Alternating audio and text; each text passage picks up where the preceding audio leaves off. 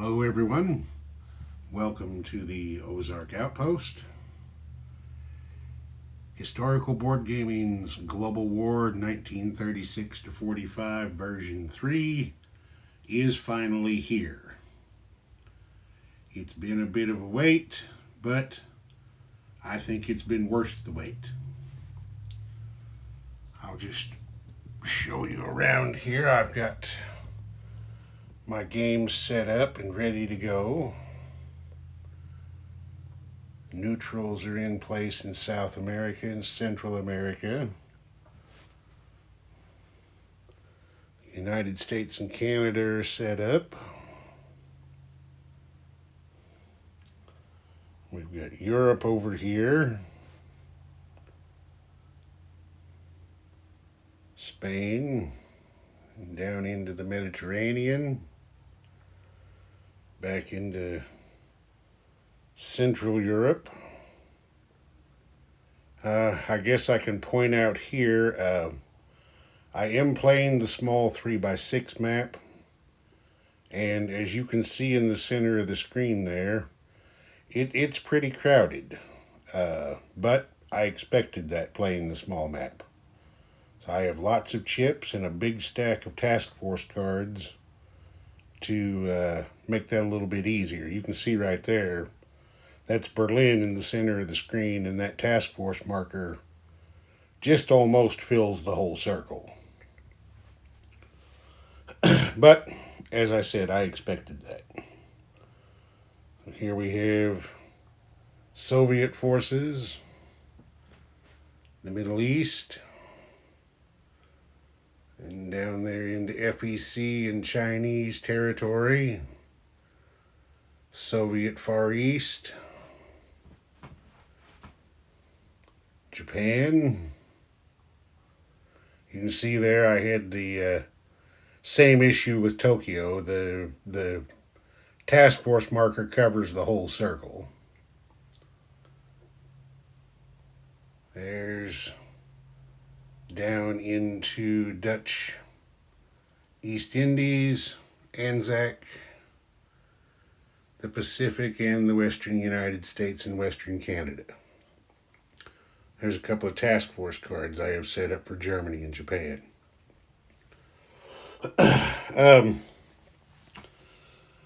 Then over here on my card table, I've got my battle boards. There's the production chart with everybody's starting things on it. Over here we've got the treasury. There's the income chart. The tech chart. Down there at the bottom you see the 3 new technologies: heavy battleships, heavy carriers, and attack transports.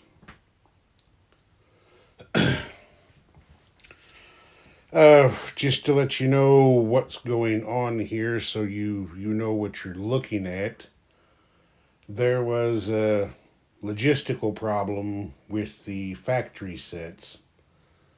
I'm sure some of you may be aware of that. I didn't get the one that I pre-ordered. So, as a workaround until I decide what I'm going to do for a permanent solution, I stripped the factories out of my Axis and Allies games and have put those on the board. So I'll just show you what I got going on here. You can see there, a factory by itself is a minor. Go down there, you can see it's Stalingrad. One with a gray chip under it is a medium, and then with a red chip under it is a major. Now, I didn't have enough Axis and Allies factories to place everything, so in a few places, there is a gray chip with nothing on it. That also represents a minor factory. As I said, this is a temporary workaround until I decide what to do permanently. Excuse me. I think what I'm going to do, since this is my first time playing this and I'm going to be learning as I go, And this is also my first time filming gameplay. Rather than trying to show every second of the action, I'm going to start each country's turn off, show you what units they've purchased, their tech rolls, do an overview of their combat moves. Then I'll pause the video, play out the combats, do the non-combat moves, and then come back and give you a recap of what happened, and then cover the end of the turn. Lend, lease, delivery, placing units, collecting money, so forth. I think that's the way to try to do this, but I'll see how it works, and if necessary, I'll make changes as I go. So we'll just kind of look around the map again. Here, I mean, these colors really are just very, very, very rich. The blues, the greens, I mean, everything is just, this is a really, really, really nice map.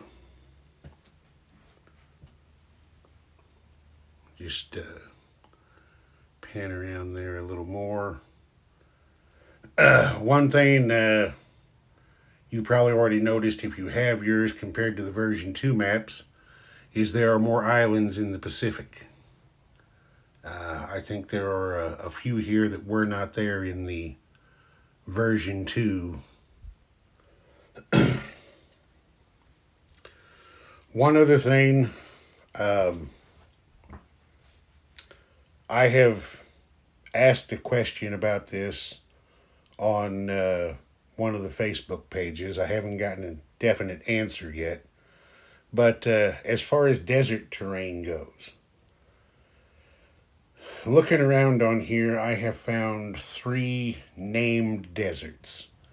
The Sahara here, the Arabian Desert there, and the Gobi Desert here over in Central Asia.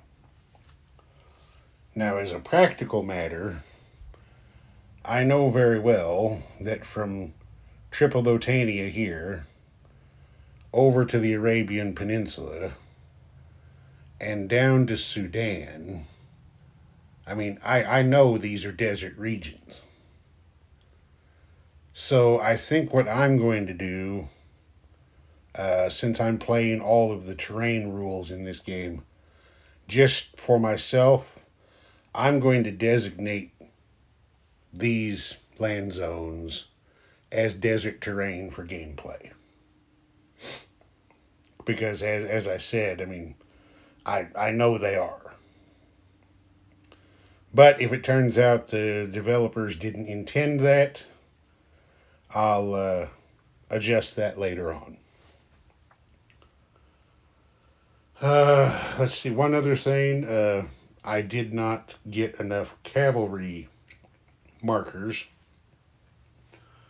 I miscounted my requirements for that. So when I ran out, see if I can find one here. There's one. When I ran out, what I decided to do as a workaround is I just took a roundel and flipped it over. But you see a guy there sitting on just a brown roundel. Those are temporary cavalry markers as well as the gray ones. So I said, first time here, getting a few bugs worked out, but I'm sure it's not going to affect gameplay. Okay, I'll think about what I want to do here and do some setups and get this game started as quick as I can. I'll be back in a little while. For now, this is the Ozark Outpost. Over and out.